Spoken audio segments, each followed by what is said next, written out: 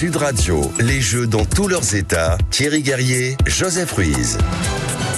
Sud Radio, la radio de rugby, Sud Radio, la radio du Sud, bien sûr, mais la radio des JO, la radio aussi des Jeux Olympiques dans tous leurs états avec Joseph Ruiz. Alors, vous nous écoutez à Marseille, à Montélimar, à Lyon, dans le Sud-Ouest, et vous pourriez râler un peu parce qu'on parle beaucoup de Paris. Bah, pardon, mais les JO se déroulent d'abord beaucoup en Île-de-France, dans la capitale. Donc, en effet, on peut comprendre que ça vous irrite, mais en même temps, bah, c'est l'actualité. Alors, précisément, on va s'intéresser à une situation paradoxale, Joseph, c'est que la sécurité des Jeux Olympiques, et notamment en Île-de-France, a capté les policiers nationaux et a ponctionné dans les effectifs locaux. Et c'est un effet paradoxal, c'est qu'il y a un risque pour la sécurité dans les villes en province ? Eh bien, potentiel, oui. On va en parler avec le maire de Montélimar dans la Drôme, avec Julien Cornillet. Bonjour. Bonjour à vous et à l'ensemble de vos auditeurs. Bonjour monsieur le maire. Et du coup, on se pose la question. Vous êtes maire de Montélimar et ce que vous nous dites, en gros, c'est les JO placent les communes dans une situation exceptionnelle, c'est-à-dire ? Mais très clairement, et on peut comprendre que l'effort de sécurité sur la capitale avec les Jeux Olympiques nécessitait plus de pouvoir de police. Donc il a été pris et ponctionné sur l'ensemble du territoire français, des forces de l'ordre dans nos provinces pour monter à la capitale. Et ce que j'avais proposé il y a maintenant à peu près 4 mois, c'était de permettre à notre police municipale d'avoir des pouvoirs exceptionnels sur cette période, là où on sait qu'on aura moins de police nationale, moins de gendarmerie, de pouvoir demander des documents, des accès par exemple, assez faciles. Et vous avez eu ces pouvoirs, monsieur le maire ? Et non, malheureusement, on est arrivé au moment où il y avait le Beauvau de la police municipale et ça a été reporté au mois d'octobre, chose que je trouvais désolant parce que les Jeux Olympiques seront finis. Et ça, au contraire, c'était la bonne période d'expérimentation de pouvoir tester cela auprès de notre police municipale. Donc cela nous a demandé également de travailler en coordination, et ça j'en remercie le travail qui a été fait avec le préfet, la direction départementale de la police nationale, mais de mettre notre police municipale décalée également, pour avoir le maximum d'effectifs. Et ça, il faut les remercier encore une fois la police municipale. Mais il est urgent de faire ce Beauvau de la police municipale parce que il faut qu'on détermine vraiment nos pouvoirs et on ne peut pas se retrouver dans une situation de tension. Éventuellement, chose toute simple, vos auditeurs s'en rappellent, mais les émeutes que nous avons eues l'année dernière. Mais personne n'espère avoir de nouvelles émeutes.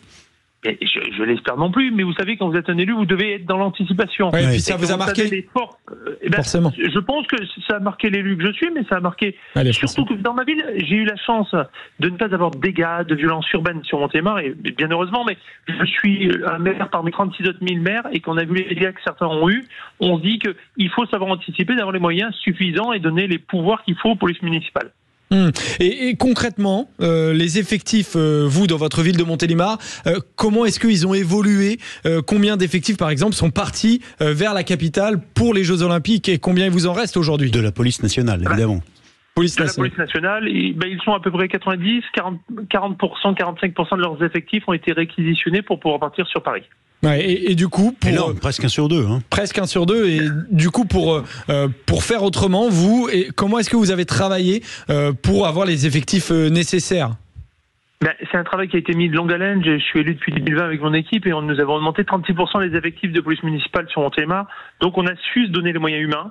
On a su décaler les congés avec des débuts de congés au mois de mai et de ne pas avoir de congés sur la période la plus dense qui est celle dans laquelle nous allons être maintenant, c'est-à-dire à partir de la première semaine de juillet jusqu'à fin août, et on décalera les congés de nos effectifs au mois de septembre et octobre. Ça veut dire que les Jeux ont un impact direct sur Montélimar, ils peuvent aussi en avoir indirectement jusqu'à octobre. Eh ben oui, bien évidemment, parce que tout le personnel qu'on mettra en congé à partir du mois de septembre et octobre, tout comme ce sera le même cas pour notre police nationale, nos gendarmes et nos sapeurs-pompiers qui vont être réquisitionnés au niveau des Jeux Olympiques. Il faut bien que l'ensemble de vos auditeurs le sachent, c'est un effort qui est national, et vous le disiez tout à l'heure, pour moi, je trouve que les Jeux de Paris sont peut-être le mauvais terme. Ce sont les Jeux de la France qui se déroulent sur Paris. Oui, parce que tout le monde contribue, c'est ce que vous nous dites finalement, en envoyant ses forces, en partie protéger l'Île-de-France, quoi. Oui, tout à fait, même sur les investissements, mais c'est tant mieux si ça permet de faire le rayonnement de la France, j'en suis très fier.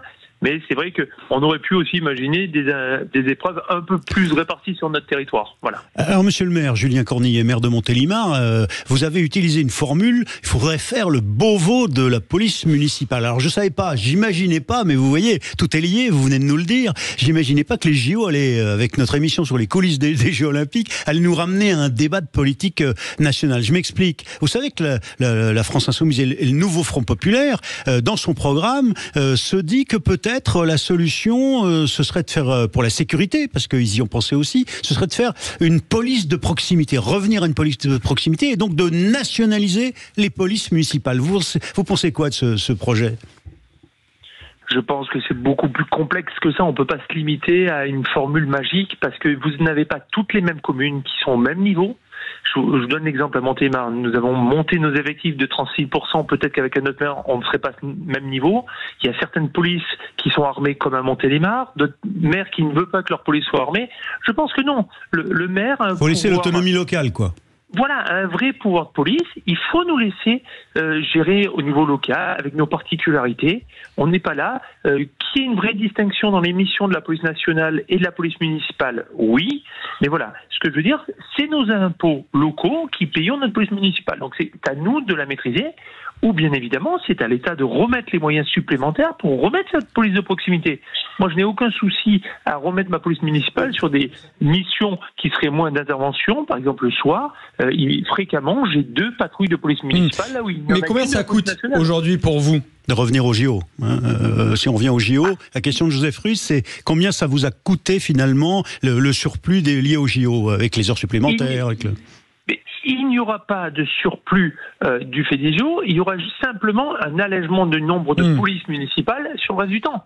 Nous allons rester, nous sommes sur 1607 heures sur nos fonctionnaires, avec des pics, bien sûr, avec un moment d'heure sup, mais nous allons essayer d'étaler cela. Donc, c'est bien un effort qui est fait néanmoins, parce que ça veut dire qu'à un moment, vous aurez moins de police par rapport à ce que vous auriez pu... Et avec un risque, en cas de débordement, effectivement, que vous soyez peut-être en tension réelle. Vous aviez 3 propositions à donner, justement, pour passer cette période estivale. Vous nous avez parlé de la première, avec des capacités élargies pour la police municipale. Quelles étaient un peu les autres propositions, et est-ce qu'elles ont été acceptées ?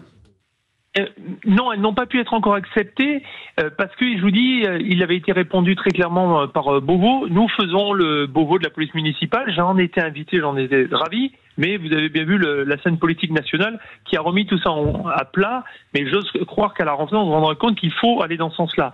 Imaginez, vous avez 300 000 véhicules qui sont sans assurance. On peut contrôler les voitures, on ne peut pas accéder aux fichiers des assurances.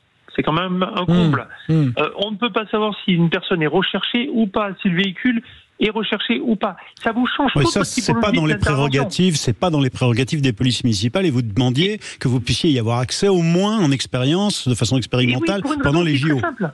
Pourquoi ? Parce que moins de police nationale, c'est-à-dire moins de disponibilité de cette police municipale, qui nous répond de façon assez rapide. Mais quand vous avez moins de personnes disponibles, donnez-moi l'accès à ce fichier-là. On n'était pas en train de vouloir avoir un fichier S ou quelque chose de très secret qui remettrait en question de pouvoir judiciaire de la police nationale. Nous sommes sur de l'accès à des fichiers administratifs. Joseph Ruiz. Dernière question, vous nous avez évoqué la possibilité d'appeler ça les Jeux de la France. Vous avez peur de ce fossé qui se crée entre Paris et finalement les villes de province comme Montélimar dont vous êtes maire ? Non, je n'ai pas peur de ce fossé-là. Je pense que... Tout le monde porte les Jeux. Tout le monde porte les Jeux. Mais vous allez voir, il y a une vraie différence qui a été faite, et c'est le président de notre région, Auvergne-Rhône-Alpes, Laurent Wauquiez, qui l'a bien pensé avec le président Muselier de la région Sud.